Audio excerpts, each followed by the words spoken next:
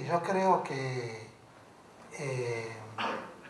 se ha avanzado muchísimo, no solamente políticamente, organizativamente, en el logro de derechos esenciales para las distintas orientaciones sexuales, para la población en general, como son el matrimonio igualitario, la ley de identidad de género y otras leyes antidiscriminatorias que han surgido producto de la vuelta de la democracia y de la profundización de los mecanismos democráticos.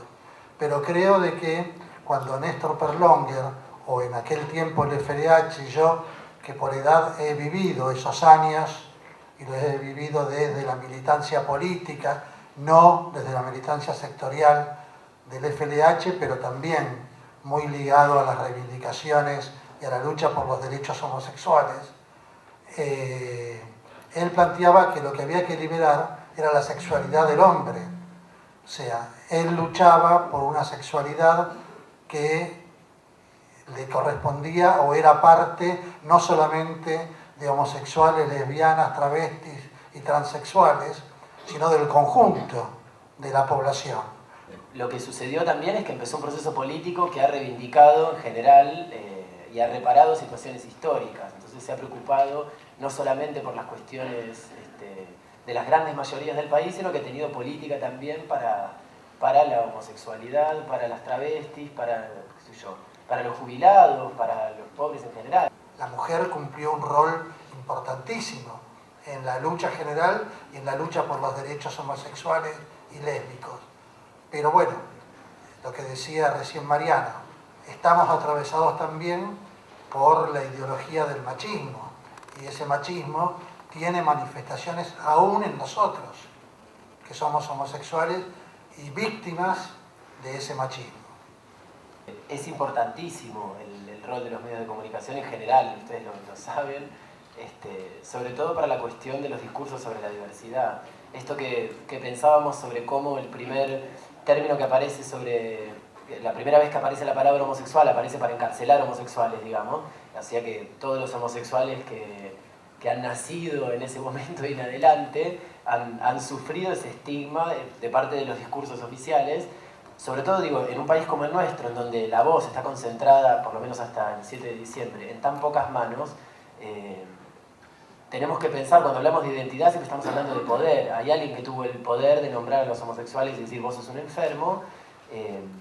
Y hay también un poder en el discurso y en quién cuenta la historia y sobre qué intereses lo hace. La verdad es que es importantísimo que lo pensemos, y un poco la razón de las actividades estas que estamos haciendo con estudiantes de periodismo tiene que ver con eso también, con empezar a pensar desde los medios de comunicación, sobre todo teniendo en cuenta que si efectivamente se aprueba la ley de medios, se va a abrir, digamos, todo un amplio espacio para que un montón de comunicadores y comunicadoras nuevas puedan utilizar, digamos, y puedan comunicar mensajes que no estén necesariamente atados al lucro, lo cual abre también una enorme posibilidad del decir, que ahora está atado, insisto, al negocio. Los medios de comunicación han sido importantísimos en la construcción de esto que llamábamos otredad, han sido una herramienta que ha utilizado mucho el activismo LGBTI para salir, y ha sido también un elemento que nos ha traicionado un montón, porque los medios de comunicación tienen una dinámica propia y han colocado a la homosexualidad, al travestismo, a las lesbianas, en el lugar del circo, del otro a mirar y del que vende. Yo el otro día miraba un programa nefasto, no sé si el programa será nefasto, pero este en particular era horrible, que otra vez estaban con la travesti borracha, prostituta, que no podía ni hablar, y la filmaban, se metían en la casa, y todo el tiempo tenían como una cosa de culpabilizarla a ella, de por qué elegís esta vida, por qué haces... Es muy cruel la tele en eso, son muy crueles los medios, porque están pensados desde una mirada heterosexista hacia un público heterosexual. La televisión muestra la homosexualidad como una especie de circo nefasto.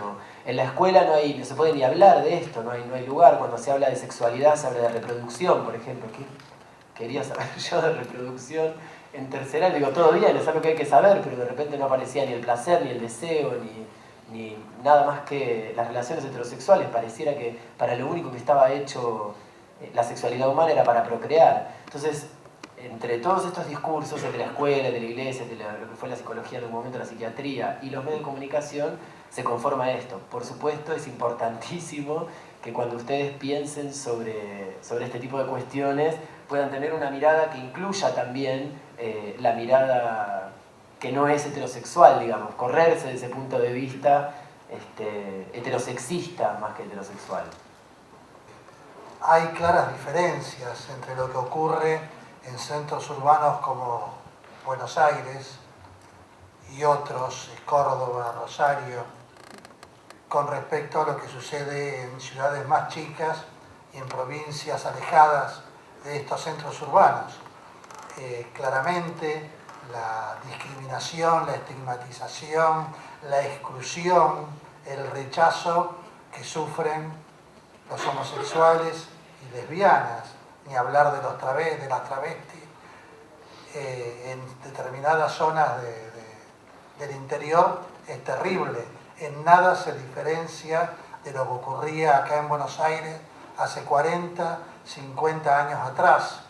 Hay una visión alrededor de lo que ha pasado en los últimos años, sobre todo a partir de que se ha empezado a explotar esta ciudad como ciudad turística, gay, qué sé yo, de que Buenos Aires pasa a ser una especie de maravilla, de paraíso libertario de la sexualidad. Y la verdad que no es así, insisto. Las posibilidades de vivir una vida gay implica un cierto nivel económico. Hay un montón de personas que no tienen esa suerte de poder gastar todo ese dinero, y para esa gente es exactamente lo mismo vivir en cualquier parte del país. Es engañoso esto de que se es mejor. Buenos Aires es una ciudad más liberal, no una ciudad más inclusiva. Significa que si uno tiene más dinero puede ser más libre, pero no significa necesariamente que sea una ciudad más abierta o más permisiva o más igualitaria.